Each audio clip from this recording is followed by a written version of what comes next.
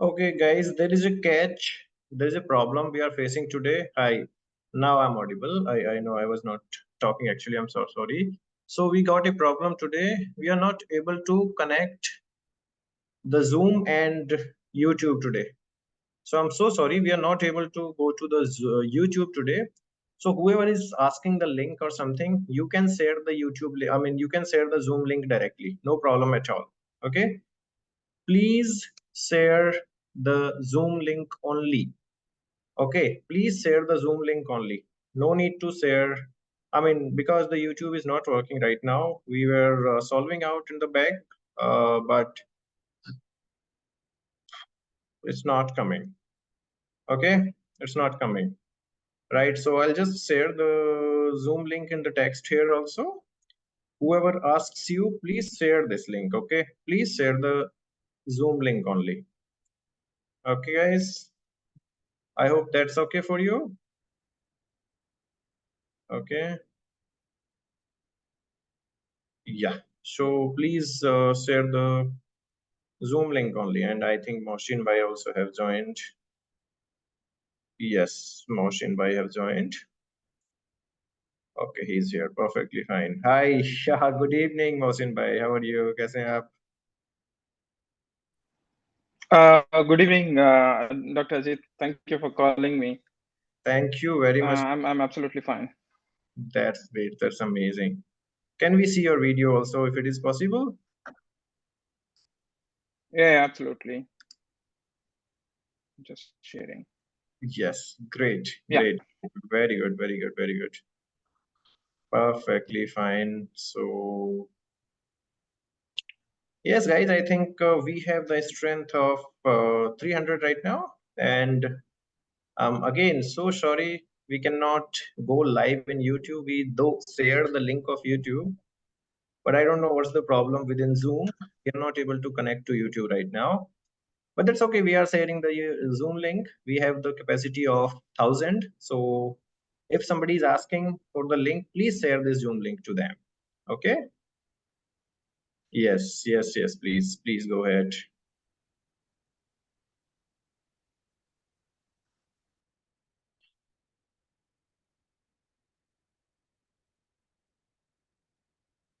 Okay. Yeah. Thank you, guys. Thank you very much. Thank you very much. Okay, guys, so let's start. It's already 6:10. So good evening, everyone, all again.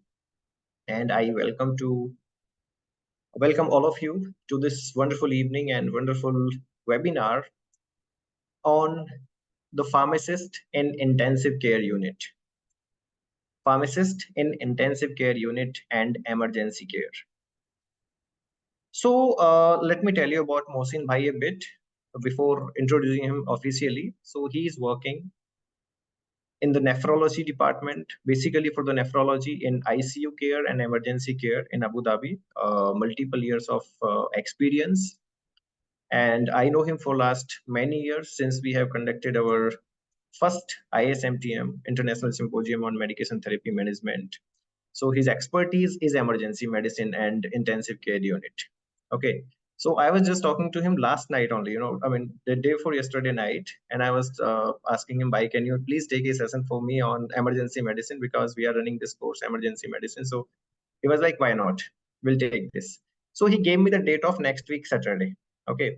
And last night I, received the message from him. Am I not audible, guys? Are you sure? Am I audible No, or not? Dr. Ajit, you are audible. You are audible, Dr. Ajit. Okay. People are writing you're not audible. So I thought like maybe some problem. Okay. Yeah. So, so last night he told, no, next week I'm having some busy schedule. Let's do it tomorrow. So today morning only we have prepared everything and we have shared and I was like, okay, let's do it today. So that's it. We are here. So Mohsin sir here is with us to discuss about the pharmacist in emergency care and in intensive care unit.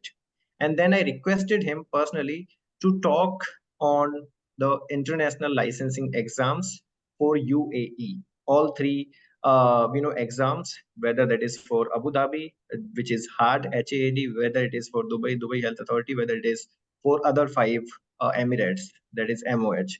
So he was happily agreed to share his views and tell the procedure of all the exams also. So this is for this is like a combined session. What we say in Hindi is ek tir se do nisane, right? So he will be talking about all about emergency medicine, all about in intensive care, and he will be sharing the experience of his nephro units wherever he's working right now. In the nephro, he's working for a longer time, and then he will be telling you at the end about the procedures to go for the pharmacy licensing exams in UAE, United Arab Emirates. Okay, guys, so let me introduce Mr. Mohsin. So Mr. Saeed Mohsin Qadri is a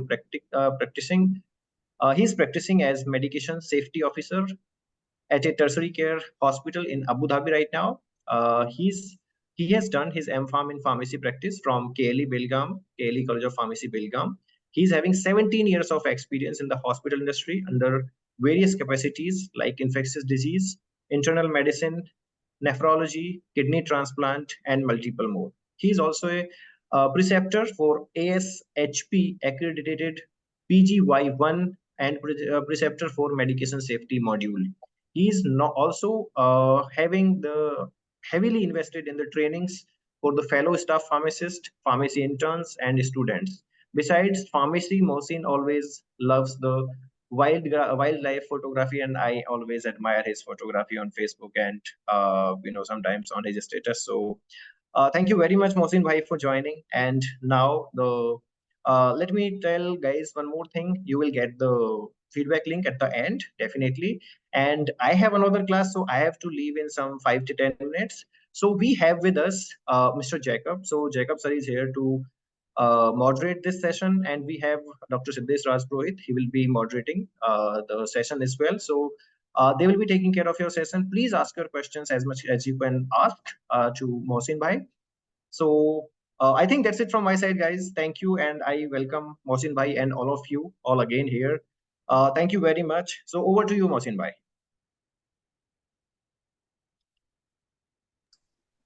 Thank you, Dr. Ajit, for this wonderful introduction.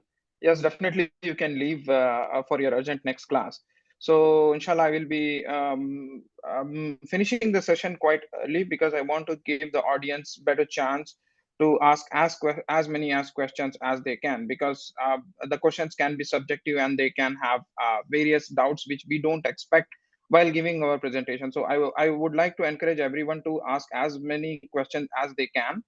So if let's start. If you permit me, I can share my screen and start the presentation right away.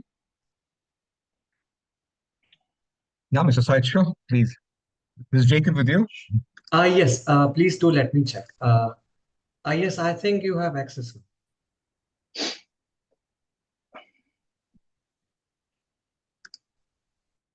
So I guess everyone is able to see my screen. If not, please let me know.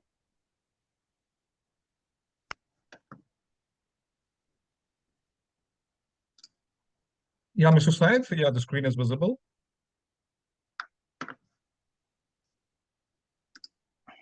All right. So I think you'll have to share it once again.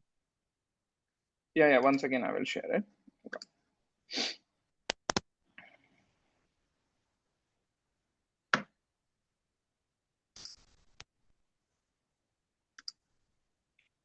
Yeah, let's start. I think it's visible now, right? Yeah. Yeah, right. It's right. Visible. Yeah. Yeah. So adding to what Dr. Ajit has given my introduction, right now I'm working exclusively in medication safety, which touches all the aspects of pharmacy, whether it's hospital pharmacy, whether it's clinical pharmacy, whether it's teaching, whether it's any aspect where the pharmacy is functioning. My role will come as a medication safety officer. I have taken up this role 2 years back, and I'm really enjoying. I will touch bits and pieces for what my profile is affecting the pharmacy practice all over the hospital, and also I'm a member of voting member of Pharmacy and Therapeutics Committee, and also I'm the co-chair of JC accreditation chapter, medication management and use. So I will if someone have some questions regarding that one, they can definitely put their questions in chat box. Now, the topic of my session today will be that pharmacy services in critical and emergency. And wherever, because this is the session, it is a very elaborate session, so definitely I may not be able to cover all the critical details of this one. But yes, I want to empower all the pharmacists where they can seek the information. And because I believe that the audience for us is they are from various educational background, whether it's graduation, first year, second year, or already practicing pharmacists, or seasoned professionals who have at least a decade of experience. So that's why I want to touch the points where it is applicable to everyone in the audience and everyone can understand. Because if I give you advanced this session and advanced topic coverage, then the students may not be able to understand or take benefit out of it. So in forthcoming session, if I have a chance to give more focused session on these services, definitely I will be happy to take those one.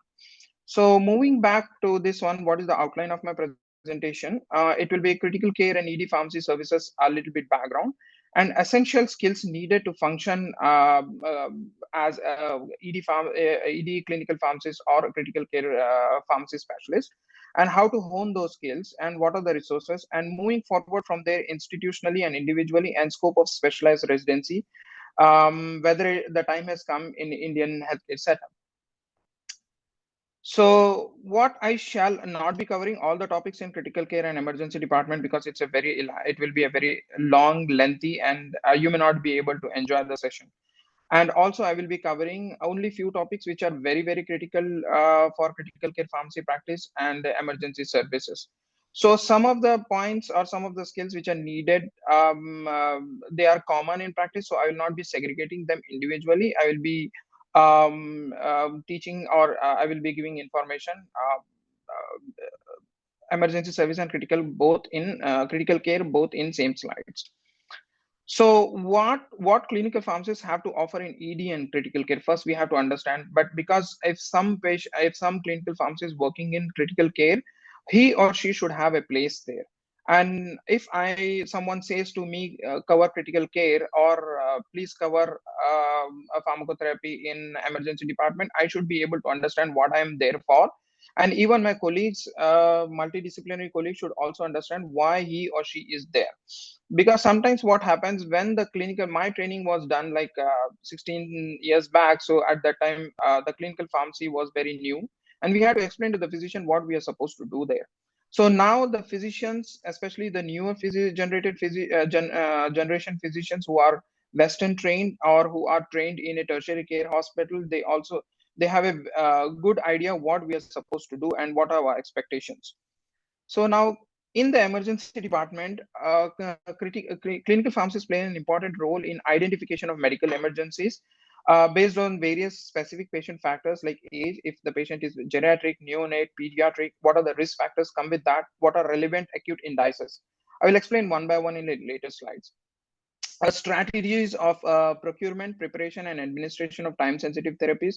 Because even sometimes, while practicing as clinical pharmacist in emergency department and as well as in critical care, we overlook what is the significance of procurement preparation, though we are not participating directly in those services, but still it plays a pivotal role in affecting the patient outcome. And develop therapeutic and monitoring plans on medication related problems.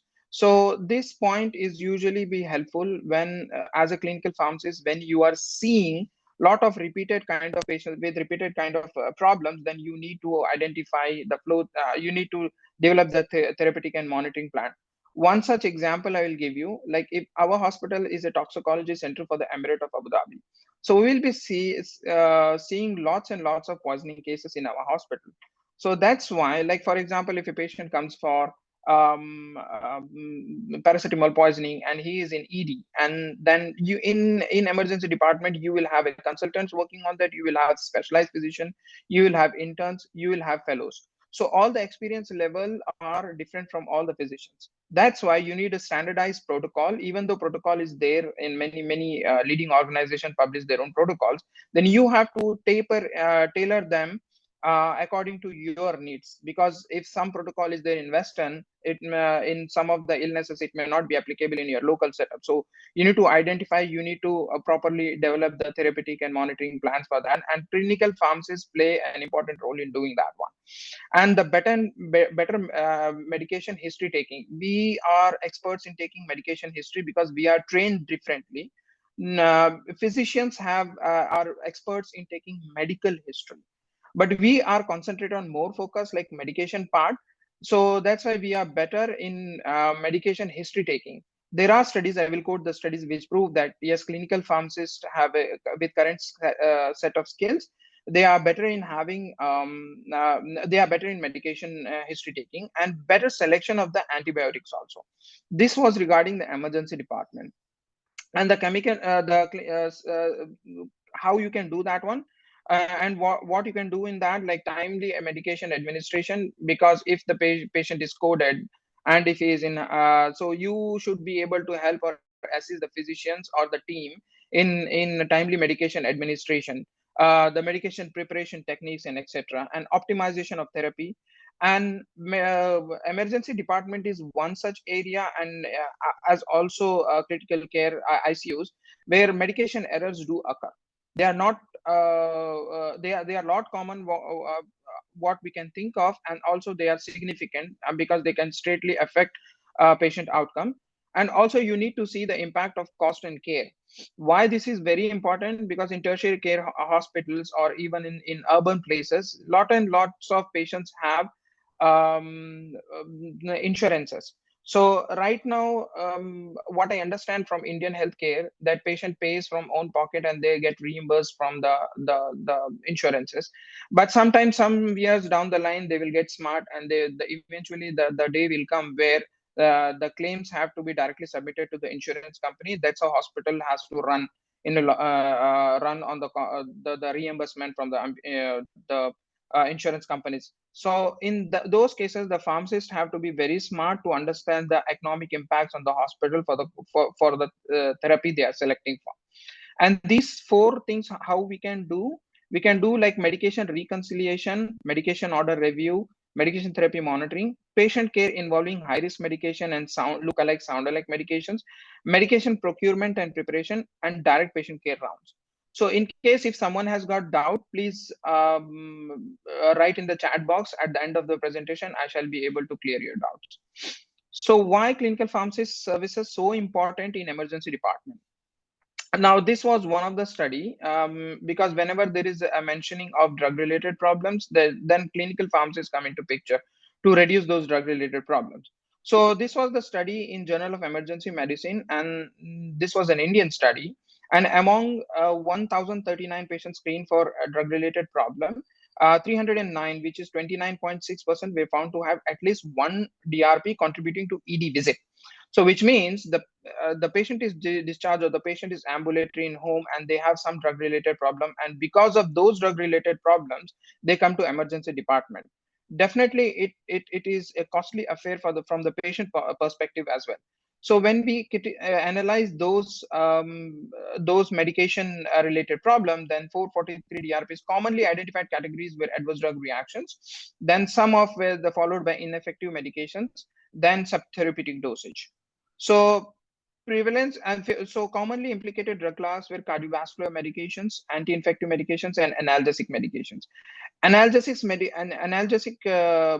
medication induced nephropathy is very common, and it is very prevalent in tier 2 cities and rural places where they have been indiscriminately prescribed and administered analgesic therapy. So anywhere you come across any analgesic, any patient taking painkillers, then you need to question why this patient is taking analgesic medication. This is one of the best modifiable cause for acute kidney injury and chronic renal failure. So I would advocate for this. Whenever you see any patients on having unnecessary analgesics, please make sure that he or she understands the implications of those analgesic medications. So now there was also a review article for impact of pharmacy-led antimicrobial stewardship on appropriate antibiotic prescribing ED department. This was a systematic review, and the description was that the role of clinical pharmacists and their association with antimicrobial stewardship in ED. So the comparison was the pharmacy intervention versus hours without pharmacists present and pre-protocol implementation and non-pharmacist culture follow-up. So the results were the appropriate prescribing of antibiotics were more likely with pharmacist interventions when compared to in the ED department where there is no pharmacist, particularly in patients with pneumonia and UTI. And once the patients come to ED department, they do the cultures and everything. Time to review the culture was similar with or without pharmacists, because usually physicians follow this one. But in case if the physicians or if your colleagues are I mean they are busy, overwhelming with other tasks, definitely as a clinical pharmacist, you are the one who will follow with the cultures. So time to appropriate antibiotic was shorter with pharmacist interventions, which was clinically significant. And repeat ED visit for the same complaint was not significant when the pharmacist is there. When the pharmacist is not there, the repeat ED visit was seen among the patients. So clinical pharmacy-led medication reconciliation.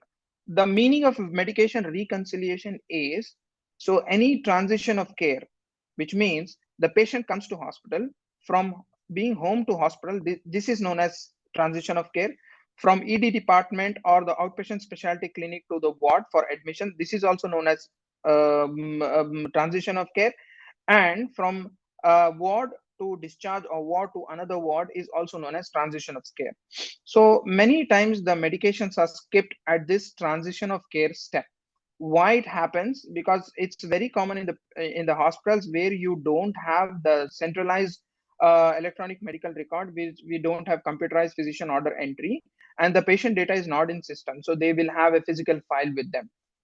So when they have the physical wire file with them, sometimes if some physician at first step he omits a medications, it will be keep on repeating on other steps transition of care. So imagine a patient who is having a PCI within 1 year not getting clopidogrel, and it happens. Don't get alarmed with that. It happens in hospitals. So if you have electronic medical record, it's a lot easier for you to follow the medication reconciliation step. So pharmacists play a pivotal role, because in emergency department, when the patient is non-coherent, non-cognitive, the whatever the information we need either for medication history or medical history is the relatives or the attendees will give you. So to obtain the correct medication history is very pivotal very pivotal in emergency department. So make sure as a pharmacist, if you're working in ED and as well as in critical care, you need to check that what medication history the patient's family or patient attendees are providing. You have to accurately document them. Especially very common in anti-epileptic medications, very common in antibiotics, and very common in anticoagulants. And if we miss any one of this medication, then the patient outcome is severely compromised. So getting back to this study, so there was a study published in Journal of Pharmacy Practice. It's a relatively very new study, and the investigators analyzed the clinical pharmacist-led medication reconciliation program in emergency department observation unit. So if it was to evaluate if a clinical pharmacist reduces medication error in an ED department or not. So result was reduction in ED visits, because definitely there was there was less medication error when the pharmacist was on board, and there was relatively a significant cost saving, and prolific amount of errors were corrected. So if you want to see whether the medication errors are occurring in our hospital or wherever you are working, then you can check the units which are involved in transition of care. There are the places where in hospital very commonly the medication error occurs. Now, validation of clinical pharmacy services and critical care globally. So if someone tells me clinical pharmacies, you have to work in critical care, then I would question myself, stating that, am I that important? So you need to understand, yes, you are very important with the skills you are possessing. You are really very important for the positive patient outcome. So there are some of the studies which was published long back, and it has been published every now and then. Then yes, the impact of clinical pharmacists in intensive care unit is significant. So then comes, where does clinical pharmacist in Indian hospital stands? Now, when I was just browsing today the clinical pharmacists on LinkedIn who are registered with LinkedIn, I found a very good number of clinical pharmacists are practicing in Indian hospitals, in tertiary care hospitals. It's very common for any patient to walk into clinical pharmacy, walking into any hospital and see and spot a clinical pharmacist working. So, but clinical pharmacists are underutilized in critical care settings. Still, I could not find the critical care the clinical pharmacists working focused on critical care setting. And also, clinical pharmacists are severely underutilized in emergency services. So whenever a patient comes, we don't find in many hospitals clinical pharmacists working in ED departments. This is very important because whenever the patient is sick, whether he is in home or he is in hospital, and if you want to collect the data to validate your services, to improve your services, you need a very you will get a very good indicator data in ED departments. Why is that so? Because whenever a patient is getting admitted in emergency department, you will have a multidiscipline. There are nurses, there are pharmacists, there are respiratory technicians, there are anesthetists, there are there are people from different multidisciplines. So in that case, what happened? They take a medical history. Usually, the medication is the illness is associated with pathological etiologies, but actually it is related to drug-induced diseases. So unfortunately, drug-induced diseases are diagnosis of exclusion, which means when the physicians cannot associate with any of the etiologies, then it comes that yes, medications may have caused this one. So, but when the patient, when your ED department has got clinical pharmacist, he will think in a different way because he or she has been trained in that manner. For instance, any intracranial hemorrhage patients come, so usually they see that okay, the patient's BP was not controlled, or the patient has got aneurysm, or the patient has got something else which causes the bleeding. So, but if a clinical pharmacist there, he can see that okay, whether the patient was on any anticoagulants, whether he was anticoagulated into a greater extent. If the patient is on INR, the warfarin, then his INR might have shot up. So that's why he can pull and he can make the physicians focused to think something else. So clinical pharmacists are severely underutilized in emergency services, and please make sure that you keep emergency services in your mind to opt for positions in hospitals. That's a very good area for you to learn. Now, critical care pharmacy services in India, what is the current scenario? So there are definitely some of the studies which have which gives a positive impact of clinical pharmacists in intensive care unit. These are all studies which I'm quoting is done in India. So the medication errors are reduced. The impact has been significant of clinical pharmacists on patient outcome. Then also there was a safety assessment. There was increased safety assessment in intensive care unit for where the where the clinical pharmacist was practicing. Now, there are definitely challenges to retain good clinical pharmacists in Indian hospital, like for example, low compensation of clinical pharmacists in hospital. I have been seeing a lot of individuals who wants to embark abroad because the kind of services they have been giving in Indian hospital, they are still not paid in comparison to other healthcare professionals. And lucrative offers always from pharmaceutical companies to join clinical research or marketing or etc. etc. And during the training of budding clinical pharmacists, there are less exposure to advanced tertiary care hospitals because not all the colleges who teach pharmacy programs are tied up with advanced tertiary care hospitals, especially in the cities tier 1 or 2 and tier 3 cities.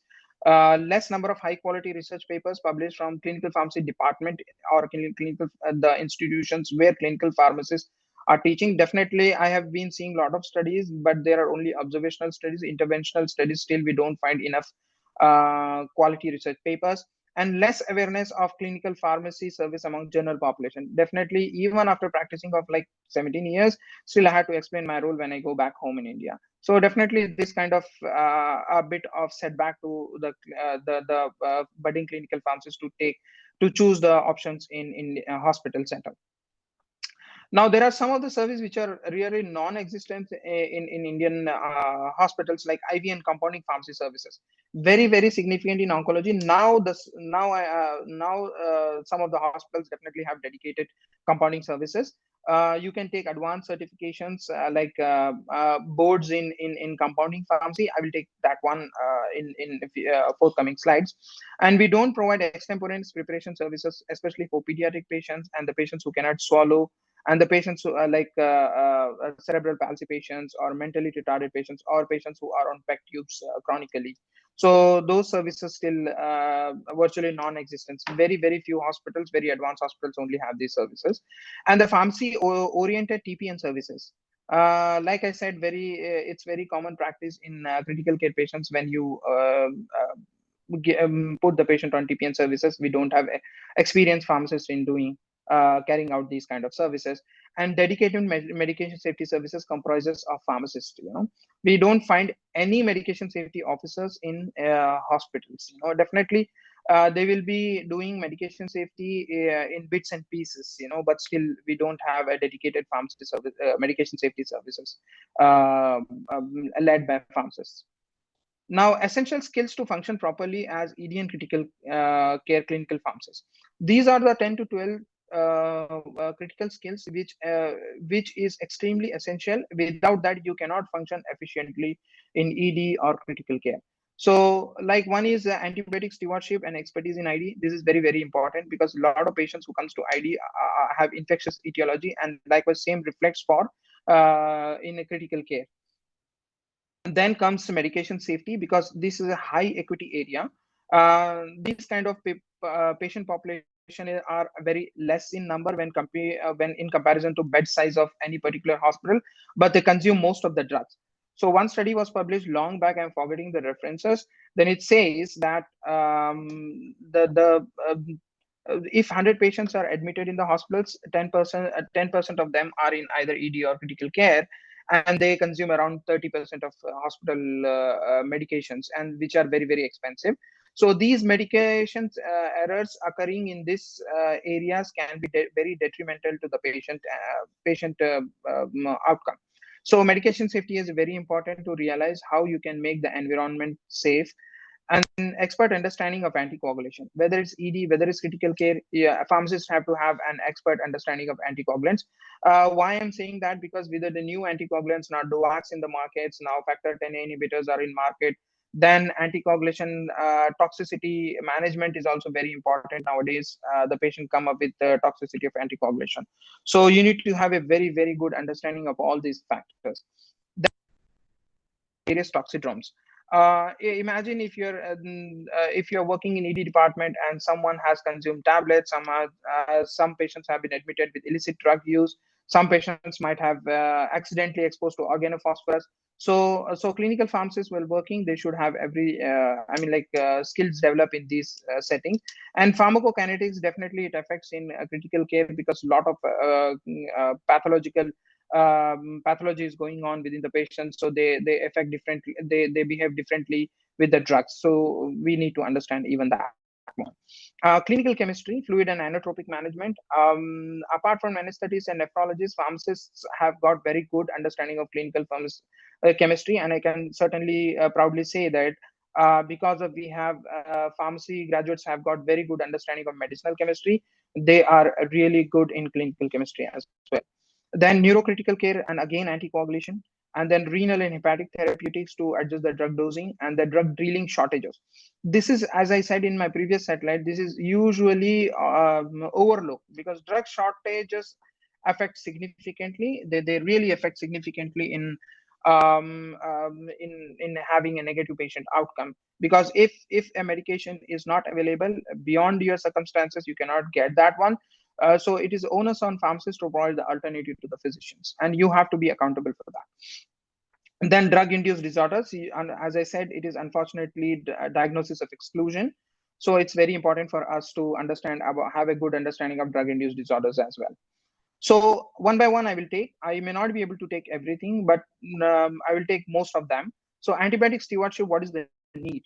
So India has led the antibiotic consumption from 2000 to 2010. This was published in Lancet Infectious Diseases in 2014.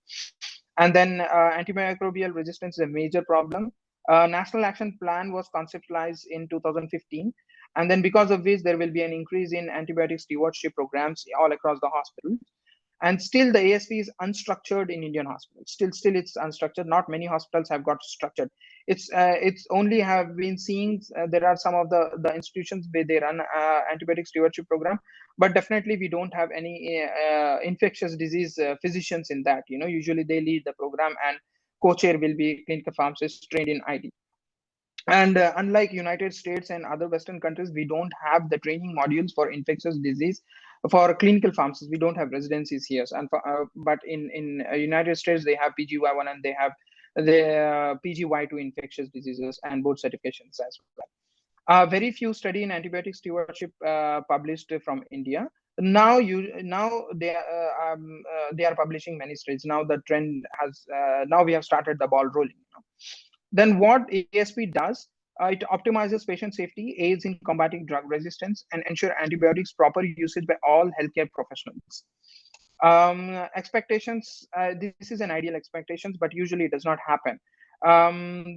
Definitely there are very too many challenges whenever a patient comes from referred from primary health center or rural place to a tertiary care hospital. We also see that many of them are already exposed to antibiotics in previous uh, um, previous 3 months, definitely. And if the patient is not getting well, we have to treat as like multi-drug resistant. So our plan for antibiotic stewardship will be like a plain straight road, but reality is very much, it's not in a straight line. Then there are some institutional and as well as individual challenges to implement antibiotic stewardship, like scarce availability of local resources, which is applicable for local healthcare settings, and unavailability of local antibiograms. For example, if we see a reference like like we are having many multi-drug resistant bugs in globally, but we cannot tailor that or we cannot apply in on our local setup. So every individual hospital should have their local antibiogram, and unfortunately we don't not many hospitals have this local antibiogram. Then individual challenges, as a clinical pharmacist, there are not well structured ASP in most of the hospital, no specialized training in ASP after PharmD or MPharm. So infectious disease is your holy cow, and definitely you need to hone your skills in ID.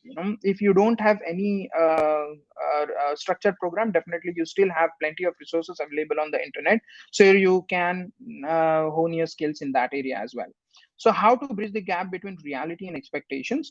So there are many guidelines published on CDC, WHO, and many other British Antimicrobial Society, where you have a guidelines to start the antibiotic stewardship program in local hospital. They are free. You can tailor them to your own hospital needs. So there are some core elements of antibiotic stewardship. I would recommend everyone to go through this document. This is very elaborately explained in that. And then there is also if your hospital is a resource limited setting, it's not a tertiary care hospital, it's a secondary care hospital, and then you don't have as the ideal situation, still they have the core elements of human antibiotic stewardship program in resource limited settings as well. So, and moreover, this is the document I highly recommend everyone to go through this. It is on British Antimicrobial Society. When you go, it's on homepage. You need to register this, and when you register with this society, you will get newsletter, and you will also get the free e-copy for how to implement antimicrobial stewardship. So you can do a gap analysis that your hospital has got which one of these elements and which elements it is deficient of, so you can start working on that. Definitely it will be a collective effort. Only a clinical pharmacist cannot do. There should be the first step to start antimicrobial stewardship program is from the leadership commitment. And when you look at the practical data backed by very good resources, definitely the hospital leadership will take into account. Then also there is a core element of stewardship program. This document is published in 2019 from CDC. And in resource poor setting, there is also a document from WHO program with low and middle income countries. And this is a WHO practical toolkit. So you just need to check box that whether what you have and what you don't have. And the one what you don't have, you have to start working on that. And this also again the antibiotic stewardship program in resource limited settings, national and hospital levels. Now, pharmacists can avail certifications for individual training from SIDP, Society of Infectious Disease Pharmacists, and then they can also take Board of Pharmacy specialties. Few years back, we did not have anyone from India doing this board certification, but now we are seeing board certification, many board certification. In ID, I have seen, and pharmacotherapy, I have seen, in pediatrics, I have seen. So yes, definitely, the Indian pharmacists are looking forward to get these Board of Pharmaceutical specialties. Then comes resources. What are the resources if I want to hone my skills in critical care pharmacy? So these are the books. This is available from American College of Clinical Pharmacy. This is pharmacotherapy. Now recently published is a second edition. The image is a first edition.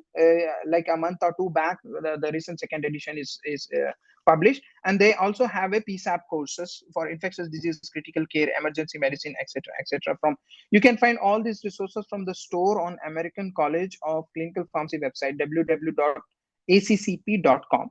So once you go, click on the store, and then you will find all these resources. Then neurocritical care is also one of the aspects which you both encounter in neurocritical care ICUs and as well as in ED department when a stroke patient comes. So why do we need clinical pharmacists in doing these services?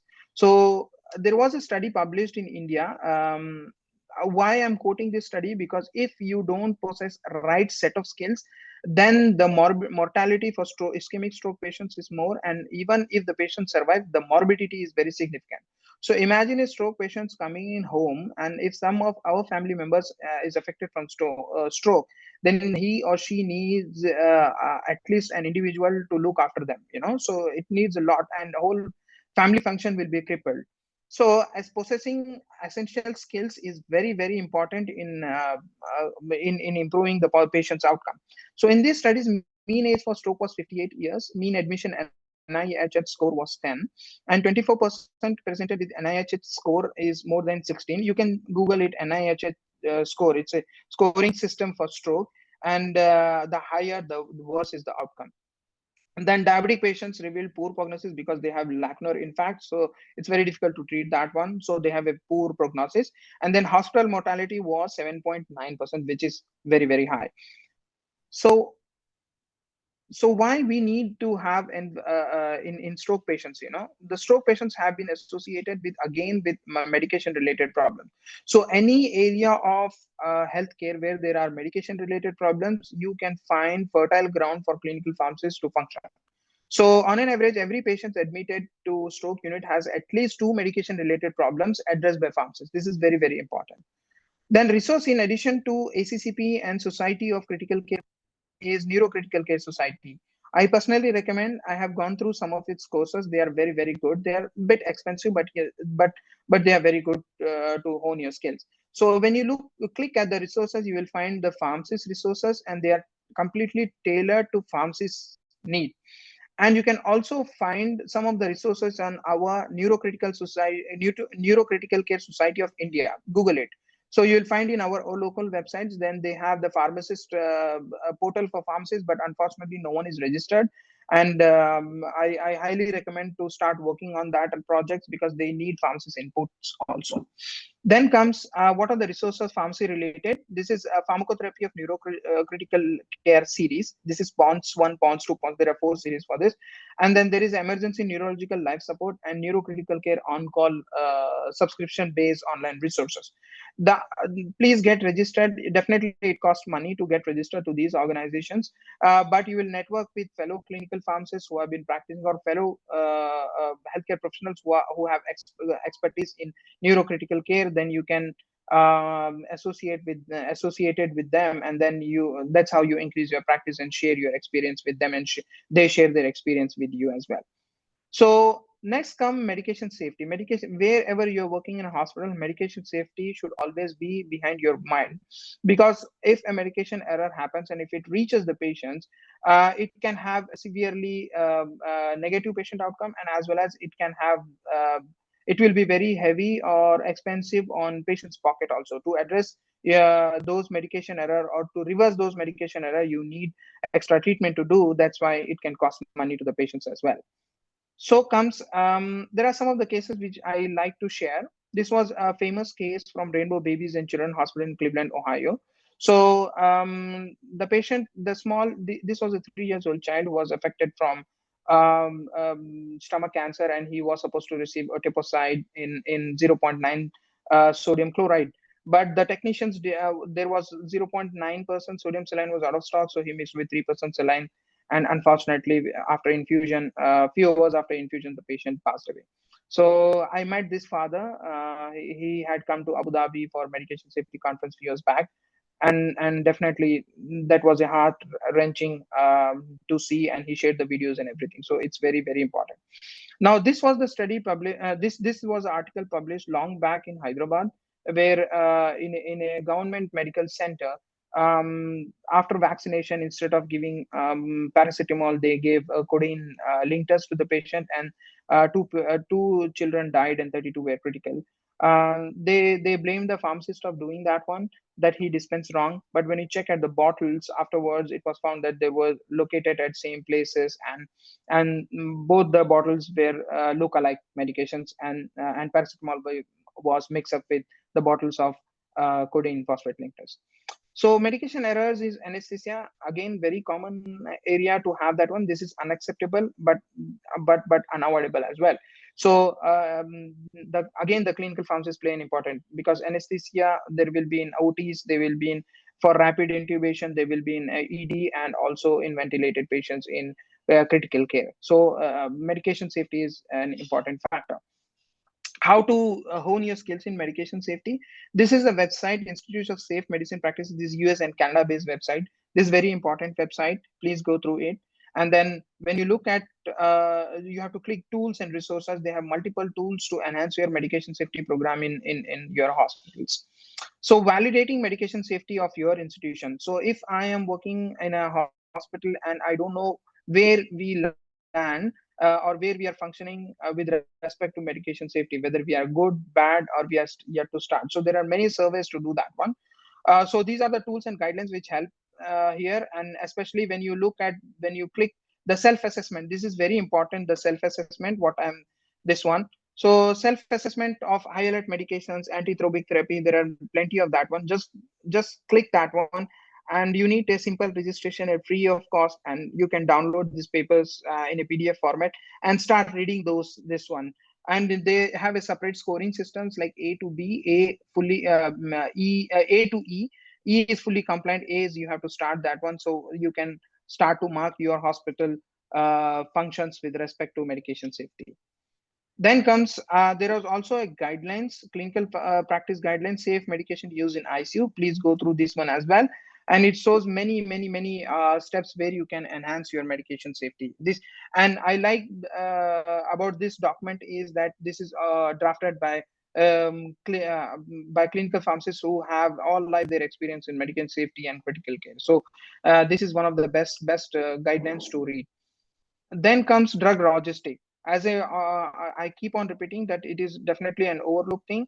Why we need drug logistic in ED? Because the treatment is time sensitive. You need to give the treatment, and we'll see how it affects the patient's medication therapy or medication outcome.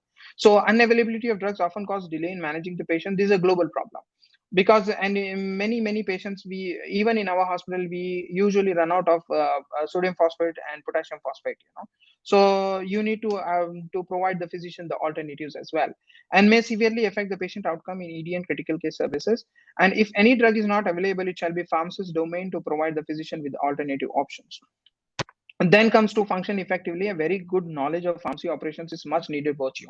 Why we do that one? If I am working as a clinical pharmacist in a hospital, I should know the the pharmacy operation of stores, outpatient, inpatient, satellite pharmacy if it is stored near ED department, and as well as ICUs. Many now ICUs in hospitals, even in India, it's very common to find a pharmacy near them. Then comes develop a KPI. KPI is a key performance indicator to solve the inventory and logistic issues. Why we do this one KPI? Because if your objective is not measurable, which means you are not doing work. Like for example, if my ED or critical care pharmacy inventory is of like 500 items, so how many items I can keep out of stock? What is the tolerable limit? You need to decide depending on your needs. The lesser the better. So why it's happening in critical care, mortality is directly affected. If a patient is in a sepsis admitted in an ED or critical care, so mortality is directly affected by the time required to identify sepsis and administration of first dose of antibiotics. So any hour delay of getting the patient antibiotics or the identification of sepsis, you are increasing 7% mortality. For instance, because ED department is very busy, the time physician to reach to the patient, it's a long time. Sometimes physicians are very busy. So if you miss in the identification of sepsis and administration of antibiotics, every hour the 7% mortality is increased. So it's very, very significant. In SOFA score, there is scoring system to identify sepsis, and there are many scoring systems for other ailments also. Then this is a surviving sepsis campaign. It is published from medicine. So within 1 hour, what you have to do if a patient with sepsis has been recognized. So measure the lactate level, and then obtain blood culture, and then administration broad spectrum antibiotics, begin rapid administration of crystalloids for hypotension, and apply vasopressors if hypotensive, or if mean arterial pressure is less than 65 mm of Hg. Now, the drug shortages, availability of satellite ICUs, pharmacies decrease drug delivery time.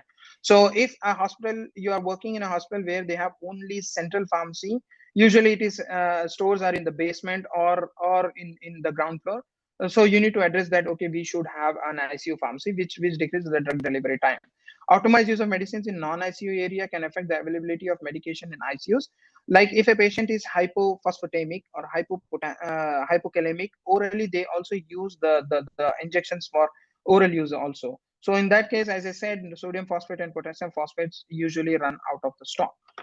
Then comes targeting 1 hour. Prioritizing the ICU and patient order verification. This I may not be explaining because pharmacy directed order verification is not happening in hospitals still. It's only practice where inpatient pharmacy is there. And role of critical care medicine provides collaborative average courses for all disciplines, dedicated section of clinical pharmacy, and reference for update guidelines in ICU pharmaceutical care. Society members have privileges and access to many educational resources and considerable discounts on references. And moving forward, the time has come to to have PharmD or PGY1 residencies. And at institutional levels, inception of PG residencies, getting an SHP accreditation for residency program, and conducts research collaborative with the physicians, published in Western Journal, predominantly pharmacists, and collaborate with the Indian Society of Critical Care Medicine, and preferably carve a niche for clinical pharmacy sections as well. So at an individual level, what you can do, you can get a BPS certification, you can award the fellowship as a Society of Critical Care Medicine awards fellowship to pharmacists besides physicians, and American College of Chest Medicine awards fellowship to non-physician. Pharmacists are one among them. And attain membership for professional organizations like SCCM, Indian Society of Critical Care Medicine, American Society of Health System Pharmacists, Neurocritical Society, and American College of Clinical Pharmacy. Bonus, ASHP provides certification in critical care with $600, and then now it is free. This is an old slide. Please don't go by that. Now the free is finished. Then comes existing specialty PG program in India. I have not found any institute except JSS College of Pharmacy which provide oncology and nephrology residency program for 2 years. If someone wants to have an interest in oncology and nephrology, you can go with these courses as well. So there is also for TPN, the Indian Association of Parenteral and Enteral Nutrition. And this is a newly announced from Indian Society of Critical Care. I have went through it. It is a well-designed program. So please go through that one. And then if someone is interested, sign up for that. The fees is not much. It's only 23,000. And it's a 1-year course, and it will hone your skills to next level. So please don't miss this chance. February 15 is the last day for this one. So go review, identify the institutes which are registered with this program. So please make sure as many as people as they can. This is a 12 months old 12 months long program, and everything will be taken care of for you to practice as critical care pharmacotherapy. The course structure is like classroom training, lectures, case discussion, case presentation, journal club, clinical rotation and postings, 12 months of clinical rotation in various units, and you have to maintain the logbook also. Same like physicians, where physicians have post MBBS advanced practice of diploma in critical care medicine is the same structure. The draft is well designed. It is prepared by American College of Critical Care Medicine and Society of Critical Care Medicine in America. So it's a well designed, I must say. So the summary of my presentation is like critical care pharmacists add value to multidisciplinary team in ICU.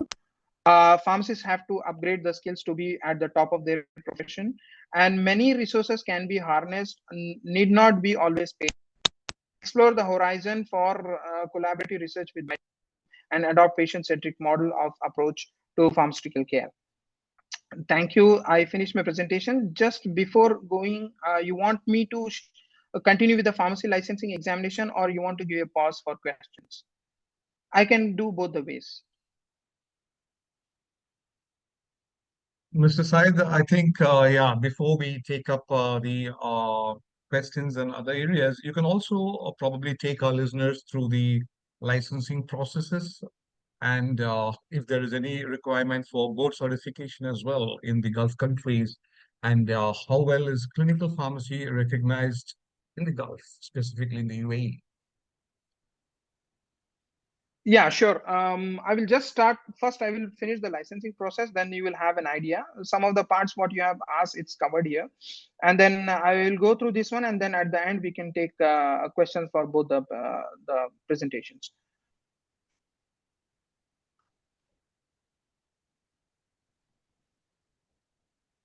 So pharmacy licensing examinations, I'll give a brief background. UAE is this tiny country here in the Middle East. And then when you, it comprises of 7 emirates.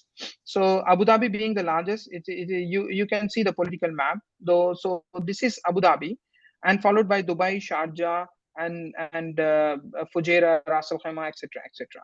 So these are the 7. I stay in Abu Dhabi, then followed by Dubai, Sharjah, Ajman, Quwain, Ras Al Khaimah, and Fujairah. Now, the licensing authorities of healthcare in UAE, this is Department of Health for Abu Dhabi, Dubai Health Authority for Dubai, and Minister of Health and Prevention for Sharjah, Ajman, Ras Al Khaimah, Fujairah, and Quwain. So when you look at the trajectory or the steps, it's remained the same for all the 3 organizations. Then comes what is the licensing procedure. So before going for licensing procedure, I have to validate myself and my experience that whether I fit or am I eligible to get the license. So this is a document of unified healthcare professional qualification requirement. There is a section for pharmacy as well, and there is a section for other healthcare specialty as well. This is a unified document for all the regulatory agencies or all the licensing authorities in United Arab Emirates. Now comes to pharmacy. So pharmacies, there are like 4 categories of licensing. One is specialized pharmacies, one is clinical pharmacies, one is pharmacist, and the last is pharmacy technician. So when you go here for pharmacists, you should have a BSc, like graduate in pharmacy, or doctor of pharmacy with 2 years experience post qualification related field. Now I have been interacting with a lot of students. They keep on DMing me that am I being eligible or not. So 2 years for experience post qualification in UAE, we consider qualification means once you get registered with your pharmacy council. That's how you get a license to practice the profession of pharmacy. Many times students don't have this idea and they neglect the registration process. They start to work in a hospital, and then they spend 2 years time, and then they start to register, or they have been registered in some other state, but they are practicing in different state, and they did not transfer the certificates to that particular state. So in those cases, your qualification will be considered post your registration certificate, not when you get your convocation or you finish your exam. So please bear in mind for students, I am telling, as soon as you finish your exams and you have relevant experience, training, hospital training, or industrial training, or internship in post PharmD, you just get yourself registered ASAP without wasting single day. Then comes the specialized pharmacy, because specialized pharmacy is newly added last year in October. They have approved this one. So even if someone is having a pharmacist who will be practicing in one relevant field, like for example, if I'm practicing in critical care, 2 years practicing in critical care, then I will be awarded with a specialized pharmacist in critical care. However, the function will not be 100% hospital, and the function will not be 100% clinical. So you can have a like between mix match format. Unfortunately, not many hospitals provide the as per current scenario, they provide the post for specialized pharmacists. Very few government hospitals have got. Still it's need to roll out in the hospitals, but still it's not there. One draft being drafted right now for pharmacy planning from Department of Health. Still it's in the draft stage, so it may be published shortly. So after that, the things will become clear. Then comes clinical pharmacy. Clinical pharmacy, usually you should have a PharmD course, which should be 6 years of duration. Fortunately, in India, we have 6 years of course duration. There are many countries where they don't have 6 years. There are 5 years, there are 4 years. So those people, those students or those pharmacists will not be eligible for clinical pharmacist position. Once you attain the qualification of PharmD, 2 years you should have a post-qualification related field with minimum 6 months in hospital setting. Earlier, this was not the case. This was the case like you should have 2 years of hospital settings experience. But this one they have changed recently. And then if you have a master's degree in clinical pharmacy or pharmacy practice, or you have residencies, then also you are eligible for practicing a clinical pharmacist. Then comes pharmacy technician. This is for diploma in program, diploma in pharmacy, which have minimum 2 years of course, and then they should have a 2 years course post qualification. Kindly note, the experience in pharmaceutical companies and sales representatives, they don't consider for pharmacy positions in hospitals. So these are the PQR. So then comes the how to register this. This I am, for a sample, I am showing for Dubai Health Authority. Once you go in Dubai Health Authority, you need to click this this icon, login. And then when you log in, it will open to a page. You get registered in that. Once you have registered to that account, and you will start to upload all your documents. Once you upload your documents, they will do a primary source verification for your documents. That means they take your information from the respective universities and colleges and experience the hospital institutions. They will send an inquiry. Once you get the green line from that your documents are legit, then you will be proceeded to book your eligibility exam. One thing you have to bear in mind that many of the pharmacists are eligible to take clinical pharmacy license, but unfortunately they just click the pharmacist license. So once you have that pharmacy license, to upgrade to clinical pharmacist license, it's not very easy. So if, as per PQR, which I have showed in previous slide, if you are eligible for clinical pharmacist, I recommend you to click clinical pharmacist. So getting a clinical pharmacist license, which does not mean that you will be getting clinical pharmacist position in hospital.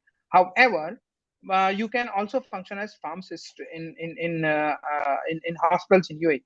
But if you have, or if you got the license of pharmacist, then you may not, even if the position, even if you are eligible, and if there is a position for clinical pharmacist, you need to change the license, and it has got a lot of steps. You need to have no objection certificate from the hospital. Sometimes they won't give, so things become very tricky there, So I would recommend someone is eligible for clinical pharmacist, opt for clinical pharmacist. You need to check box there, that are you eligible for clinical pharmacist, or you need to opt for clinical pharmacist examinations. So usually what happens, there is a prometric exam for pharmacy licensing, and then oral exam of clinical pharmacist. It's like an interview. In DHA, as per my knowledge, there is no oral exam as of now, but in DOH and only in DOH there is an oral exam, and I bet it is a tough exam to crack. Now, this is a Ministry of Health program. You need to log in UAE Pass. This is a special identification software. You have to link with your passport and current telephone number, and then through that you can have an access to this portal. It's self-explanatory. It is very easy for you to understand when you start registering. There are many agents who do that one in India, but they charge a lot for you to do this one. This is a simple step. Anyone can register. Now for So Abu Syed, Dhabi, sorry to interrupt you at this point of time before you move forward. See, Yeah. there are some prometric centers in India, specifically in Kerala and Bangalore, etc., right? Now, Yeah, absolutely, yes. yeah, so you mentioned that these students have to wait for about 2 years. So my question to you is, the PharmDs or the B Farms, soon after graduation, they are permitted to take up these exams through the Prometic centers and probably enroll them for internship in hospitals in UAE as trainee pharmacists. Is that ongoing as well now? No, I see. It depends on hospitals, but what you're targeting. But I don't recommend that. The reason why I'm doing that one, because you will be acting as trainee pharmacist. First of all, you will not be paid anything for that, and to come to UAE, then it will be an expensive affair for you, unless your parents are here. that is a different issue. So a lot of the students they can can take do up that. the examinations within the 2 years as well, isn't No, it? no, no. No, actually, you know, to be able to give the exam, you need to fit that PQR, right? So if trainee, they will not be issuing any licenses for you. So that is the bare minimum. But some of the students who have been trained in India, PharmDs or MPharms, and the parent live in UAE. So for those children, it's very easy for them to have an access to the hospitals. But there are some hospitals which charge for these services, and they charge exorbitantly. So I won't recommend that one. So it's better to have, like, as soon as you complete your graduation, get registered your respective pharmacy council and start working. That's a sure way of getting into UAE. Wonderful. And is Arabic exam still a mandatory across UAE? No. That has been history now. So they are not mandatory at all. And then most of the even UAE populations, they understand English very, very well. And yes, you need Arabic when you are working in community pharmacy or ambulatory setup, because you have a direct patient interaction. And at that time, getting the license is not the trick. I mean, like, not the hurdle here. You will get a license. But for a community pharmacy setup or community pharmacy groups to hire them, if an Arabic staff is there and if a non-Arabic staff is there, definitely Arabic staff will have some advantage over the non-Arabic speakers. You know, yeah. Yeah, so next, it's yeah. So this is for Abu Dhabi. So Abu Dhabi is a it's an app you can find in App Store or Play Store. And this is integrated app for all the government related services. Same holds true for Department of Health as well. So everyone can get registered on their passports also.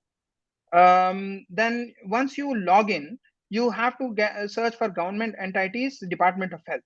Once you access the Department of Health, there will be a clause for healthcare professional license. So once you click here, you will be notified to have all your required documents and etc. etc. And then when you choose your DOH account, same steps are all across all the three organizations. Only the portal will be different here. So in this one DOH, you have to set up an account. You have to complete the primary source verification, which is done by a data flow agency. And then once you have, then you have to submit your application for the exams and everything, pay the submission fees.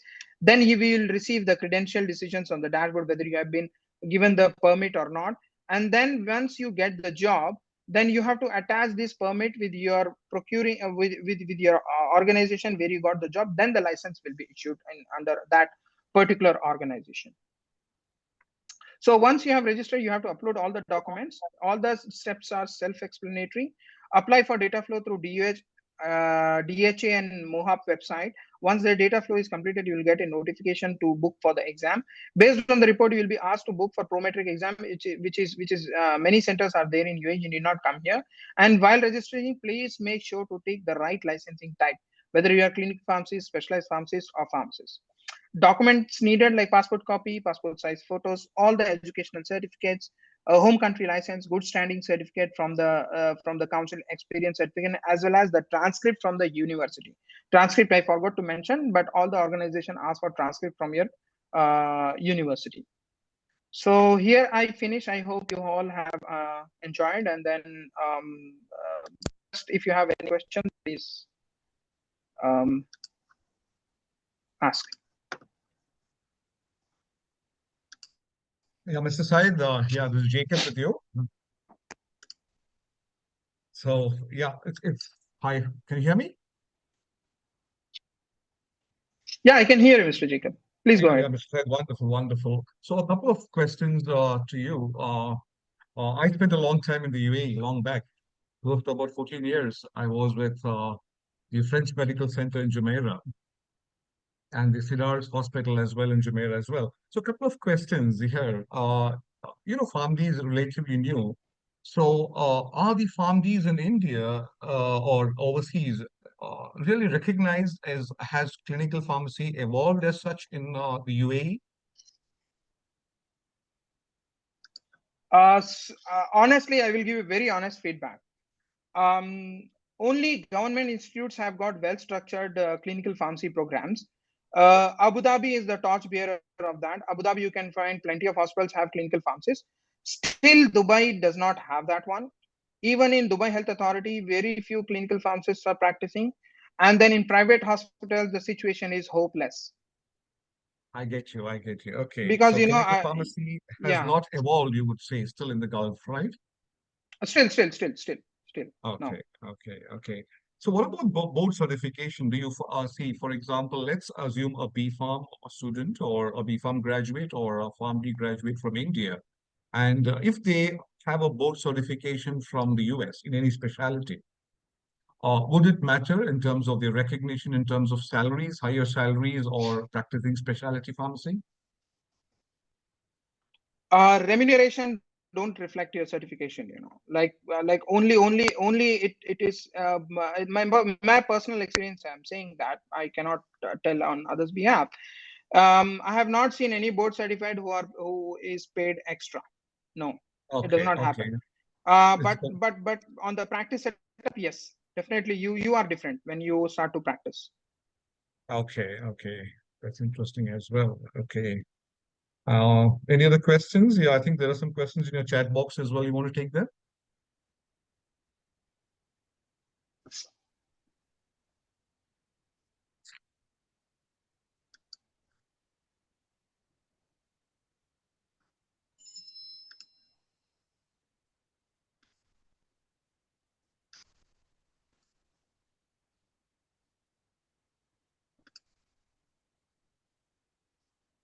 Okay.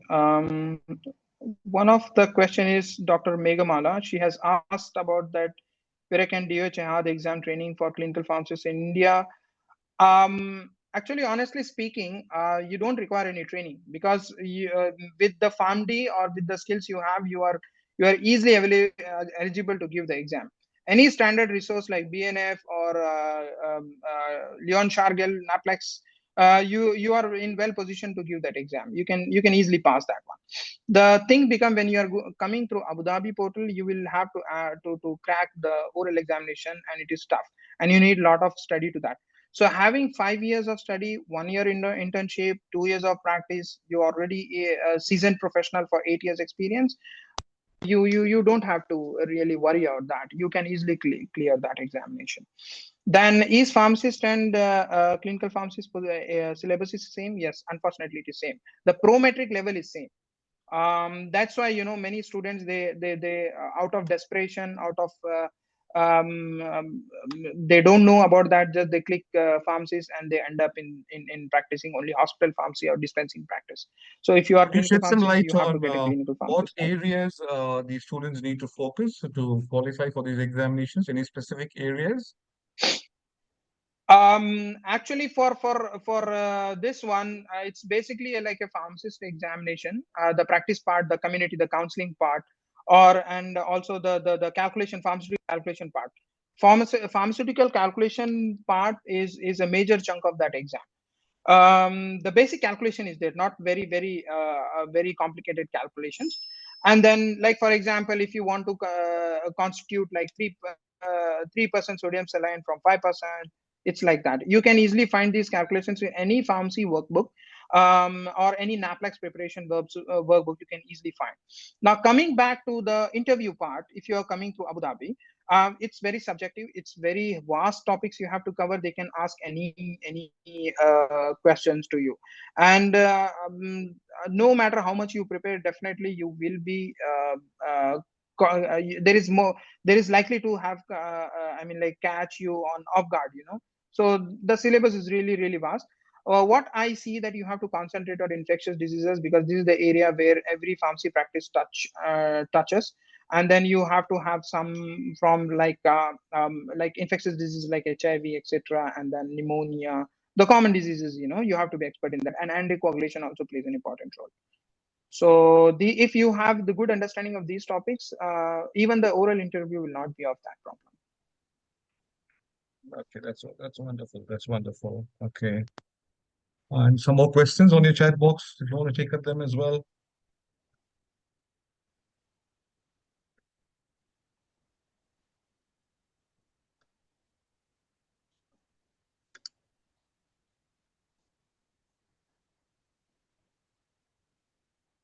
There are many questions because it's scrolling very fast. I am unable to catch up.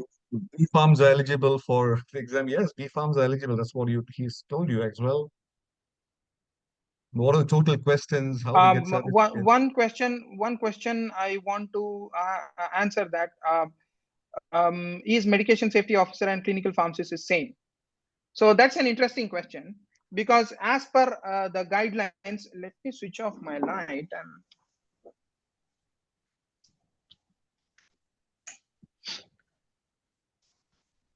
So as per current recommendations, to be working as to a medication safety officer, you don't need clinical pharmacist license. A pharmacist who is having very good experience in medication safety can practice pharmacist, but there is a recommendations going on to have a specialized licensing for medication safety officer. Unfortunately, as of now, there is no separate certification for that. And for clinical pharmacy, to practice as clinical pharmacy, yes, you need a clinical pharmacist license. Many hospitals don't have medication safety officer dedicated post. Only in Abu Dhabi, some of the hospital has got this. My hospital is one among them. And because I have a clinical pharmacy license and my training is in clinical pharmacy, definitely it will add up to my advantage to function efficiently. Why? Because the adverse drug reaction reviewing, medication error reviewing, conducting an RCA, you need to have a good communication skills. And whoever is medication safety officer in pharmacy department, they will be automatically designated as a chair of medication management use for JCIA accreditation. Now, JCIA accreditation is very common in Indian hospitals also.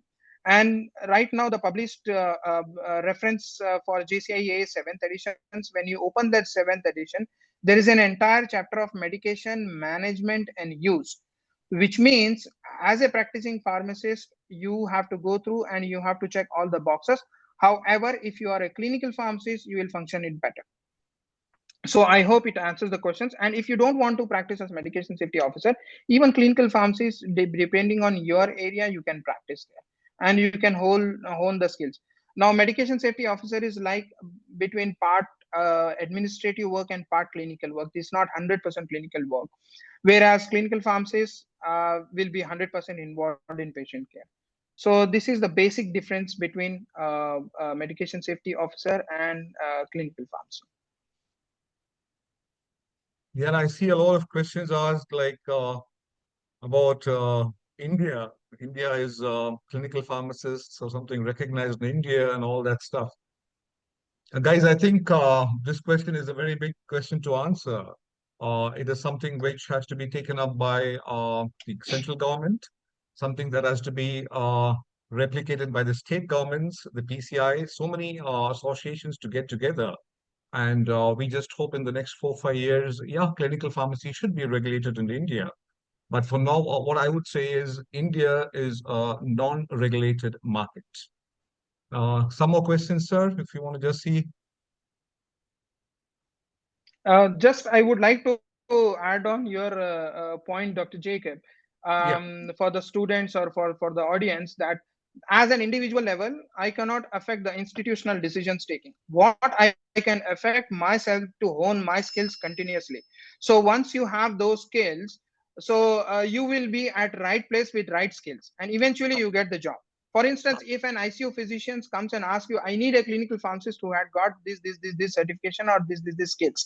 If you don't find, you cannot put forward your claim that I want to be a clinical pharmacist. So as an individual, just hone your skills.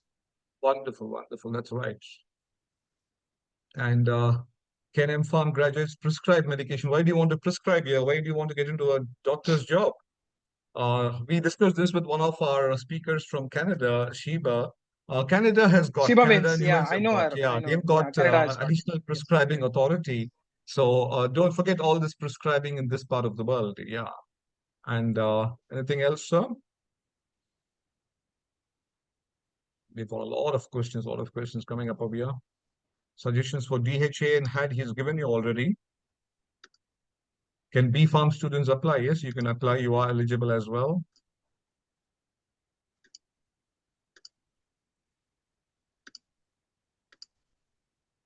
consultancies to get a job in Arab countries. Yeah, that there are many consultancies. You can just Google them, and you have a lot of consultancies of taking up jobs.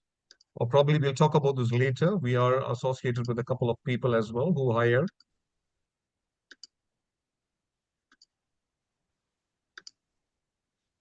Sir, after B Farm, which is best if we have good knowledge in pharmacology? Can you shed some light on this subject areas where they need to probably be smart to work as pharmacists? Yeah, so this good law. Yeah, good knowledge of pharmacology, definitely it's definitely it will be added advantage for that. But if to work in hospital as a clinical pharmacist, even if you have advanced certifications, everything, the thinking of BPharm with pharmacology is different. Honestly speaking, if you ask a BPharm graduate what is warfarin or how it is used, they will say that it is an anticoagulant. But you ask a PharmD graduate or MPharm pharmacy practice, or if you ask a medical graduate, he will say that it's used in pulmonary embolism, it's used in valvular diseases. So this is subtle differences when we need to understand. We may have a very good understanding of background pharmacology of this one, but when functioning at the bedside, you need to be clinically oriented. For instance, if some physician asks to you whether I can use apixaban, whether I can use edoxaban, whether I can use warfarin, why yes or why not, you should be able to differentiate that. So if this is the case, yes, you are built for hospital. A little bit of additional therapeutic knowledge should help. That's what you're coming to say. Am I right? Yes, And, yes, sir. what are the approximate salaries, sir, going on right now in the UAE for fresh graduates licensed over there? It's varied. It's very varied. Unfortunately, post COVID, the market attrition rates are very low in private hospitals. So any PharmD newly licensed, only 2 years experience will be only given 5,000, 6,000 dirham. That is very subjective, I'm saying. But some good tertiary care hospital for very good professionals, they will be paid anywhere around 12,000 to 15,000 dirham. So yes, it's very vast market. Salaries are not great. Okay, just a quick, very important question. See, most of the people, most of the pharmacy graduates, in my opinion, use the Gulf countries, just like the word says Gulf, as a short-term period for, let's say, 5 to 7 years. And I think once they come into the Gulf, it's easy for them to navigate the licensure to the other countries as well. They want to move on to Canada, US, Australia, or elsewhere. It's much easier. Can you shed some light on that?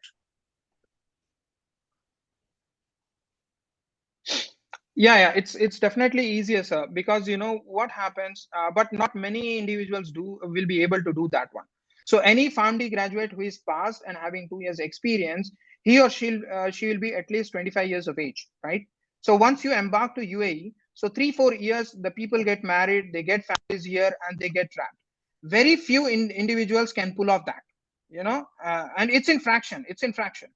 So yes, individual do that one. Now many countries in Europe, they require hands in this one, like Finland, Belgium, Germany. They want healthcare professionals there.